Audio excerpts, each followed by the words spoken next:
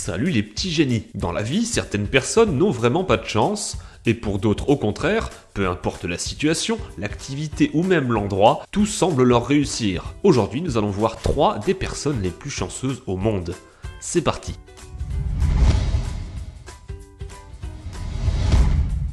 Johan Ginter a, on peut le dire, le cul bordé de nouilles. Si vous ne le saviez pas, sachez que vos chances de gagner à la loterie se chiffrent à 1 sur 200 millions. Vous avez en effet plus de chances d'être percuté par un astéroïde que de gagner à la loterie. Johan, elle, n'a que faire de ces statistiques, car tenez-vous bien, elle n'a pas gagné une fois, mais bien 4. La première fois qu'elle joua, elle empocha la modique somme de 5,4 millions de dollars.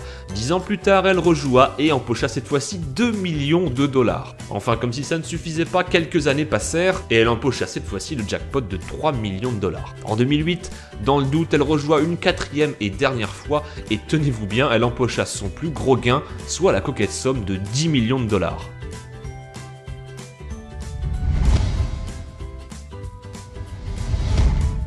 Si vous ne connaissez pas Tsutomu Yamaguchi, attachez vos ceintures, son histoire est assez impressionnante. Durant la Deuxième Guerre mondiale, Tsutomu était un employé de l'entreprise Mitsubishi. Alors qu'il était en visite à Hiroshima en 1945, la première bombe nucléaire éclata. Bien que blessé par l'explosion, il réussit à s'en sortir indemne. Sa famille résidant à Nagasaki, il fut donc rapatrié là-bas et reprit le travail le 9 août, qui est, je vous le donne en mille, le jour où explosa la deuxième bombe nucléaire. Encore une fois, il en sortit sans une égratignure. Plus tard, Yamaguchi passa le plus clair de son temps à promouvoir et expliquer l'importance du désarmement nucléaire. Il déclara dans une interview « La raison pour laquelle je déteste la bombe atomique, c'est pour les souffrances horribles qu'elle inflige non pas au corps, mais bien à la dignité humaine. Comment le monde peut-il encore continuer à développer ses armes ?» À la fin des années 80, à bientôt 75 ans, il écrivit un livre relatant ses expériences vécues durant la Seconde Guerre mondiale. En 2009, il fut officiellement reconnu par le Japon comme étant le seul être humain à avoir survécu à 2 bombes nucléaires. Alors je vois d'ici les commentaires, vous allez me dire que la bombe atomique ne tue pas forcément sur le coup, et vous avez raison. Mais sachez que Yamaguchi ne mourut pas à 30, 40 ou 50 ans, mais il vécut jusqu'à l'âge de 93 ans.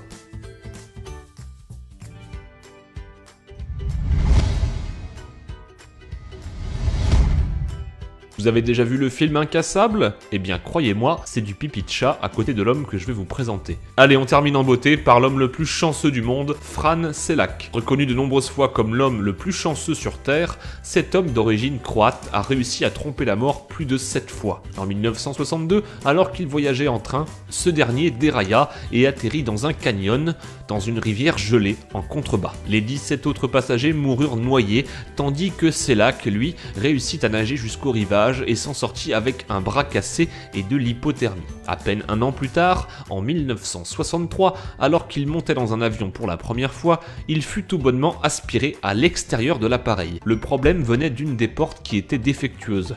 L'avion s'écrasa, tuant les 19 autres passagers, pendant que Šelak, lui, avait miraculeusement atterri sur, tenez-vous bien, une botte de foin. Comme quoi Assassin's Creed ne mentait pas.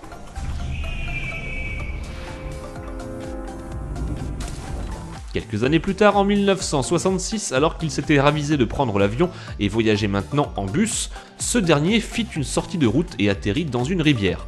4 passagers moururent noyés, Šelak lui s'en sortit avec des égratignures et quelques bleus. En 1970 et 1973, il survécut à 2 accidents de voiture. Les 2 fois, cette dernière avait pourtant pris le feu, mais il réussit à se dégager et s'en sortit avec de légères brûlures. En 1995, il fut percuté par un bus, mais là encore, à défaut d'être broyé en 1000 morceaux, il s'en sortit quasiment indemne. À peine un an plus tard, alors qu'il roulait en voiture sur le col d'une montagne, il percuta un camion de pleine face dans un virage. Les barrières de sécurité étant défectueuses, le camion envoya tout simplement la voiture de Šelak dans le ravin à plusieurs centaines de mètres en contrebas. Mais devinez quoi, Šelak n'avait pas attaché sa ceinture ce jour-là. Résultat, il fut tout simplement éjecté de la voiture lors du choc frontal, quelques secondes avant que cette dernière ne tombe dans le ravin. Pour finir, en 2003, quelques jours après son 73e anniversaire, Šelak gagna 1,1 million de dollars à la loterie croate. Il acheta plusieurs maisons et un bateau et utilisa le reste de son argent pour acheter une chapelle afin de remercier Dieu pour ce don du ciel. Ce classement vous a-t-il plu? Quelle est l'histoire qui vous a le plus marqué ou choqué? Dites-le moi dans les commentaires. Comme d'habitude, n'hésitez pas à vous abonner si la vidéo vous a plu et également à faire un tour sur la chaîne secondaire. A très bientôt et bonne soirée à tous.